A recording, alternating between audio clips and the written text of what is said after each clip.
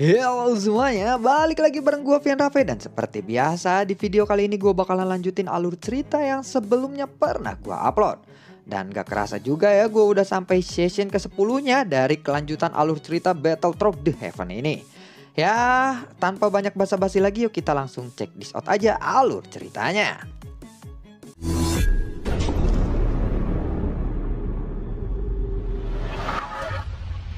Di episode sebelumnya, setelah Xiaoyan berhasil memilih hadiah yang telah dijanjikan oleh Bei Tianri, saat ini Xiaoyan dan juga Bei Tianri kembali ke King Lian. Namun sebelum pergi dari King Lian, Xiaoyan harus menemui Sui Si dan Kaisar Jiwa terlebih dahulu. Xiaoyan lalu melihat bahwa Sui Si dan Kaisar Jiwa masih menempel di dalam pohon. Xiaoyan langsung mengeluarkan pedang Bang Huannya dan memotong kedua pohon itu secara langsung. Darah pun langsung bercucuran. Xiaoyan memeriksa dengan hati-hati dan memastikan bahwa mereka berdua telah mati kali ini. Setelah itu, Xiaoyan pun kembali menghampiri ke arah Bei Tianri. "Senior, terima kasih telah membantuku berlatih. Aku akan pergi dari sini sekarang," ucap dari Xiaoyan. Mendengar itu, Bei Tianri pun menganggukkan kepalanya sambil tersenyum. "Baiklah kalau begitu bocah, sampai jumpa lagi," ucap dari Bei Tianri. Xiaoyan pun tersenyum, dia tidak banyak berbicara lagi karena waktu kompetisi memang hampir habis. Xiaoyan pun langsung melesat lagi ke arah atas. Dasar lautan yang awalnya terang seperti siang hari sekarang telah menjadi redup setelah Xiaoyan mengambil semua Lotus Flame yang ada di dalam dasar lautan itu. Suhu di dasar lautan itu pun anjlok. Panasnya pun mereda dan air laut ini dengan cepat menjadi lebih dingin. Saat sosok Xiaoyan muncul, ada bayangan gelap yang menyerbu ke arah Xiaoyan. Melihat itu, Xiaoyan pun tersenyum. Kemudian Xiaoyan langsung menaiki punggung Raja Ikan Hitam.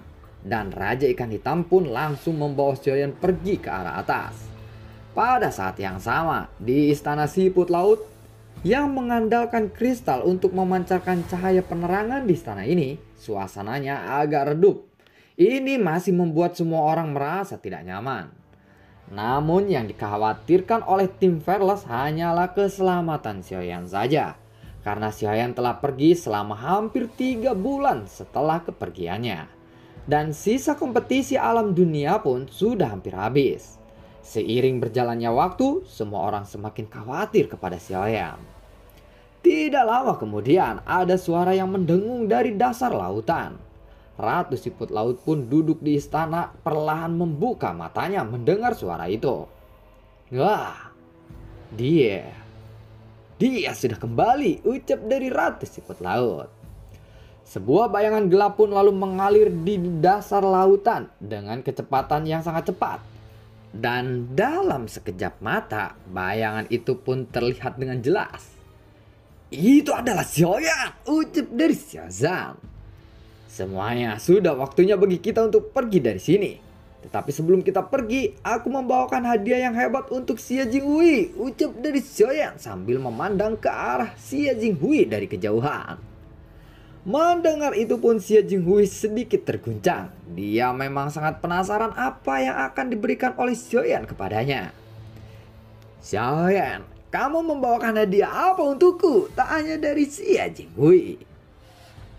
Kamu pasti bisa menebak ya bukan?" ucap dari Xiaoyan. "Xiaoyan, apakah kamu benar-benar telah menemukannya?" tanya dari Xie Jinghui lagi. Dari kejauhan pun Xiaoyan mengangguk. Saat mengamati percakapan aneh ini, mereka berdua pun saling tersenyum.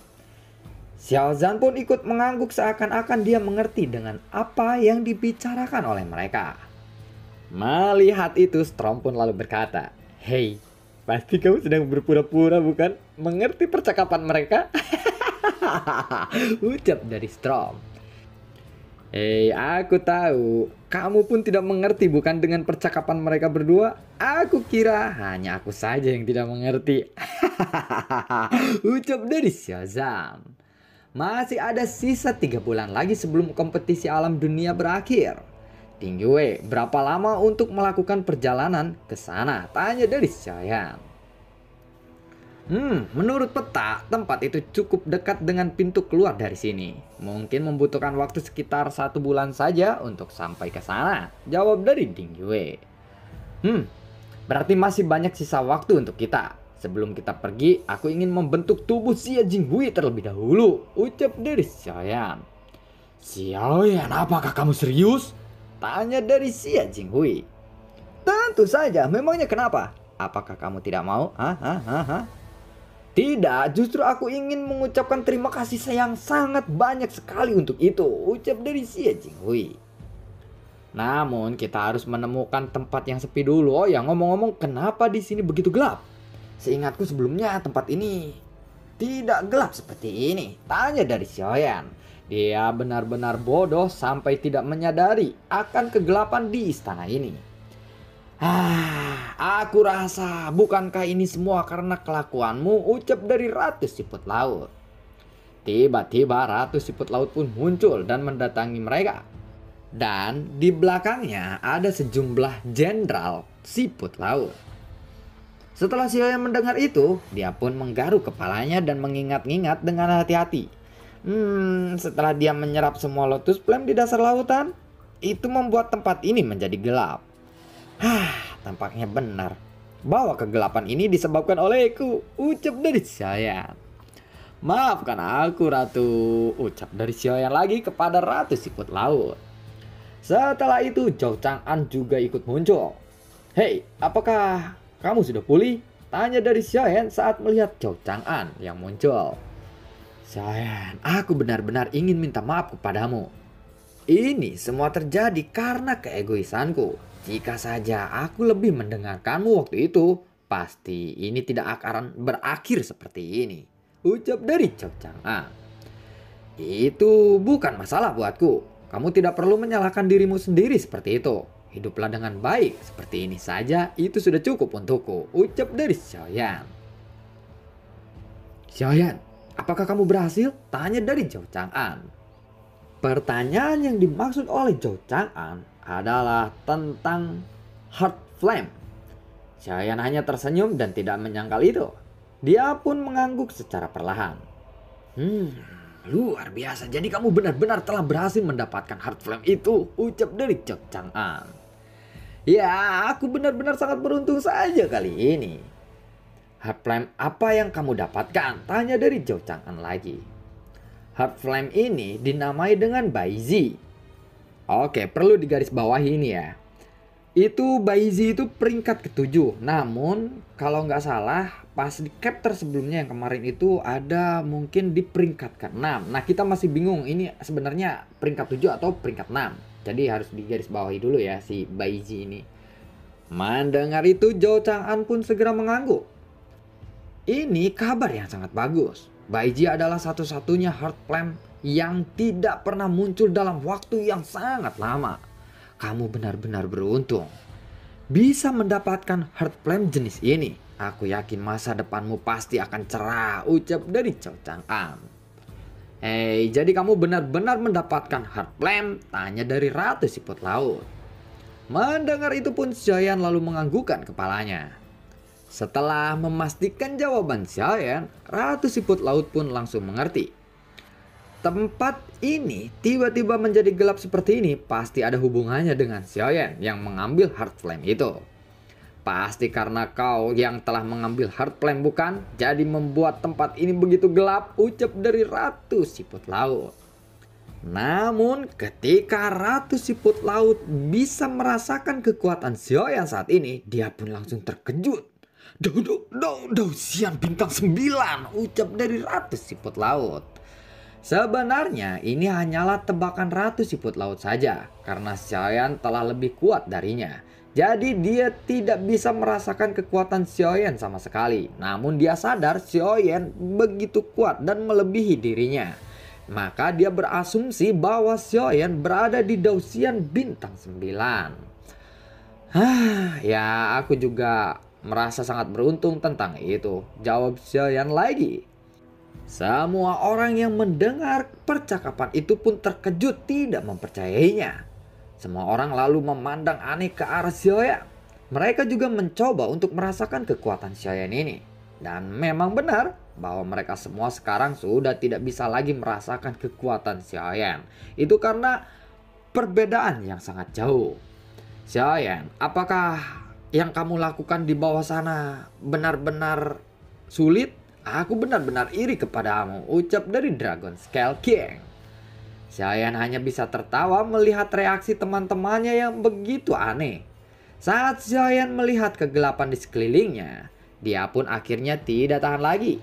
Karena dia punya begitu banyak Lotus Flame, mungkin tidak akan ada masalah jika dia mengeluarkannya sedikit untuk penerangan tempat ini. Xiaoyan pun lalu mengangkat tangannya dan Lotus Flame yang sebesar ukuran 100 kaki pun muncul. Tempat ini tiba-tiba menjadi terang lagi. Dan tentu saja jenis cahaya ini akan menyebabkan kebutaan bagi orang-orang biasa.